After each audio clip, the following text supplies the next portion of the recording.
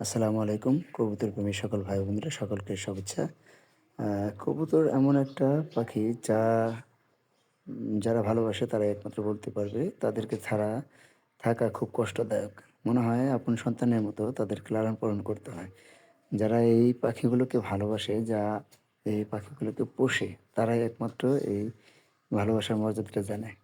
কবুতর নেশা এমন একটা নেশা, যে নেশা সকল নেশাকে হার মানায়। আপনারা হয়তোবা অ্যা বিভিন্ন নেশায় আসক্ত থাকতে পারবেন। বাট আপনি যখন পাখি পোষা শুরু করেন, তাহলে সেই সকল নেশা থেকে আপনারা দূরে থাকতে পারবেন। কারণ পাখি এমন একটা নেশা যা দূরে থাকা যায় না। তো এই পাখিগুলো আমি যখন বাড়িতে রেখে গিয়েছিলাম, তখন আমাকে বারবার এই পাখিগুলোর জন্য ছুটে যেতে হতো দেখার জন্য।